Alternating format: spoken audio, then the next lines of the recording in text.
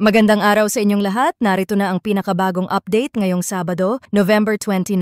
Mas malinaw ngayon ang indikasyon na may panibagong bagyo na posibleng mabuo mula sa silangang bahagi ng bansa dahil halos sabay-sabay na ipinapakita ng PAGASA at ng iba't ibang international weather models ang parehong senaryo. Sa puntong ito, mas tumitibay ang kumpirmasyon na may weather disturbance na papasok paglapit ng unang linggo ng December. Kung gusto mo naman lagi kang informed sa lagay ng panahon, huwag kalimutang mag-subscribe dito sa channel. Para sa lagay ng panahon ngayong araw, sa Apayao, Kalinga, Cagayan at Isabela ay inaasahan ang maulap na kalangitan na may mga pag-ulan at thunderstorm dulot ng shear line. Karaniwang nagsisimula ito sa mahinang ambon, tapos unti-unting lumalakas kapag hapon, depende sa interaction ng malamig na hangin sa hilaga at wind flow mula silangan. Dahil dito, mataas ang panganib ng flash flood at pagguho lalo na kung matagal nang basa ang lupa. Sa Palawan, particular sa mga lugar na nakaharap sa kanlurang baybayin kasama ang Kalayaan Island Group, magpapatuloy ang epekto ng trough ni Koto na magdadala ng maulap na langit at thunderstorm.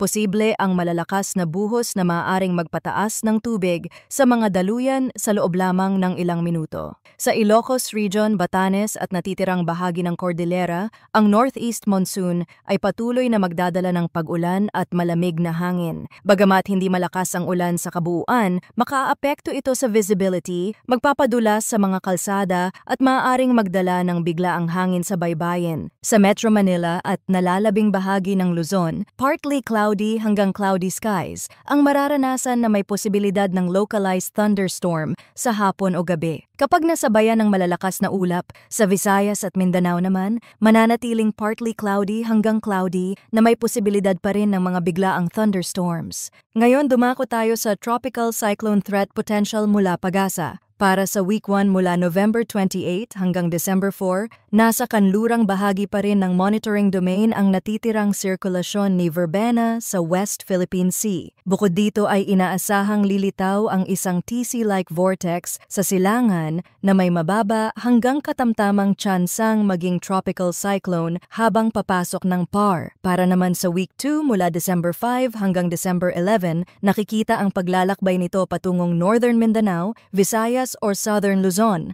habang nananatili ang posibilidad na mas lumakas kung magiging pabor ang kondisyon. Sa international weather models, malinaw ang pattern na unti-unti nang nag-oorganisa ang sistema pagdating ng Tuesday habang gumagalaw pa kanluran at bahagyang pahilagang kanluran. Gayunman, dahil sa shear line at northeast monsoon sa bandang hilaga, may malakas na posibilidad na maitulak ito patimog kanluran na posibleng magdala sa Visayas bilang landfall area. Ang ganitong tensyon sa pagitan ng hangin mula hilaga at silangan ay kadalasang pumipigil sa mabilis na pag-intensify, kaya mas malamang na nasa antas lamang ng tropical depression hanggang tropical storm ang sistema bago tumawid sa kalupaan. Pero kung magsabay ang init ng dagat at maayos na wind environment, hindi rin imposible ang dagdag na paglakas nito. Habang papalapit ang petsa, maaaring mag-shift ang track at bilis nito, kaya napakahalaga ng araw-araw na monitoring. Manatiling alerto mga kababayan at sumubaybay sa susunod pang mga update.